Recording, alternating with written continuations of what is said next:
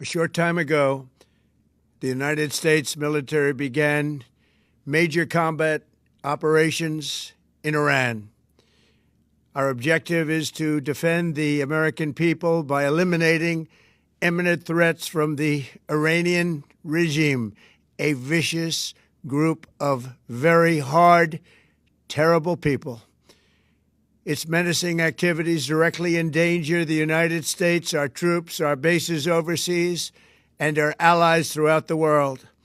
For 47 years, the Iranian regime has chanted death to America and waged an unending campaign of bloodshed and mass murder, targeting the United States, our troops, and the innocent people in many, many countries.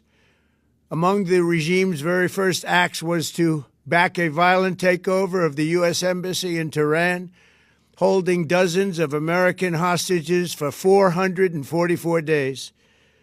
In 1983, Iran's proxies carried out the Marine barracks bombing in Beirut that killed 241 American military personnel. In 2000, they knew and were probably involved with the attack on the USS Cole. Many died.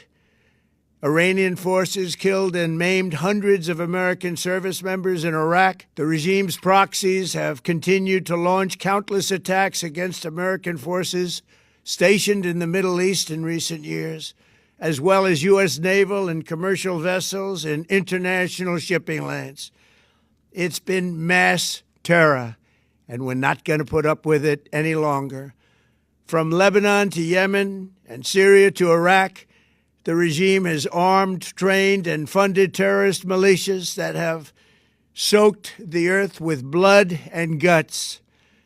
And it was Iran's proxy, Hamas, that launched the monstrous October 7th attacks on Israel, slaughtering more than 1,000 innocent people, including 46 Americans, while taking 12 of our citizens hostage. It was brutal, something like the world has never seen before. Iran is the world's #1 state sponsor of terror and just recently killed tens of thousands of its own citizens on the street as they protested. It has always been the policy of the United States, in particular, my administration, that this terrorist regime can never have a nuclear weapon.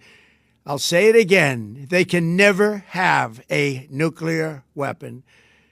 That is why in Operation Midnight Hammer last June, we obliterated the regime's nuclear program at Fordow, Natanz, and Isfahan. After that attack, we warned them never to resume their malicious pursuit of nuclear weapons, and we sought repeatedly to make a deal. We tried.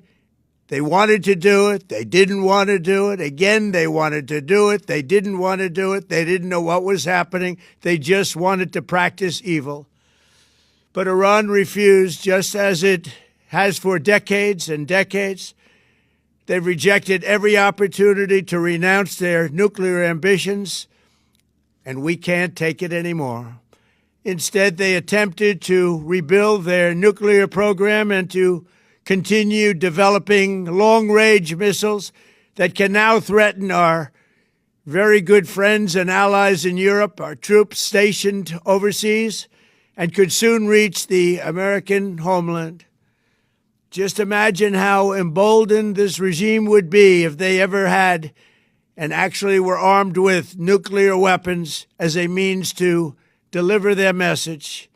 For these reasons, the United States military is undertaking a massive and ongoing operation to prevent this very wicked, radical dictatorship from threatening America and our core national security interests. We are going to destroy their missiles and raise their missile industry to the ground. It will be totally, again, obliterated. We're going to annihilate their Navy. We're going to ensure that the region's terrorist proxies can no longer destabilize the region or the world and attack our forces and no longer use their IEDs or roadside bombs, as they are sometimes called, to so gravely wound and kill thousands and thousands of people, including many Americans. and we will ensure that Iran does not obtain a nuclear weapon. It's a very simple message. They will never have a nuclear weapon. This regime will soon learn that no one should challenge the strength and might of the United States Armed Forces. I built and rebuilt our military in my first administration, and there is no military on earth even close to its power, strength, or sophistication. My administration has taken every possible step to minimize the risk to U.S. personnel in the region. Even so, and I do not make this statement lightly, the Iranian regime seeks to kill. The lives of courageous American heroes may be lost, and we may have casualties. That often happens in war. But we're doing this not for now. We're doing this for the future, and it is a noble mission. We pray for every service member as they selflessly risk their lives to ensure that Americans and our children will never be threatened by a nuclear-armed Iran. We ask God to protect all of our heroes in harm's way, and we trust that, with his help, the men and women of the armed forces will prevail. We have the greatest in the world, and they will prevail. To the members of the Islamic Revolutionary Guard, the armed forces, and all of the police, I say tonight that you must lay down your weapons and have complete immunity, or, in the alternative, face certain death. So, lay down your arms. You will be treated fairly with total immunity, or you will face certain death. Finally, to the great, proud people of Iran, I say tonight that the hour of your freedom is at hand. Stay sheltered. Don't leave your home. It's very dangerous outside. Bombs will be dropping everywhere. When we are finished, take over your government. It will be yours to take. This will be probably your only chance for generations. For many years, you have asked for America's help, but you never got it.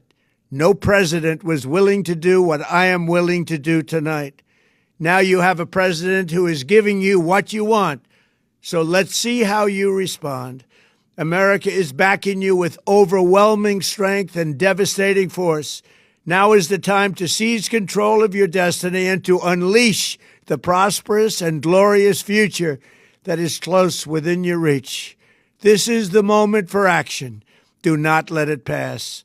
May God bless the brave men and women of America's armed forces. May God bless the United States of America. May God bless you all.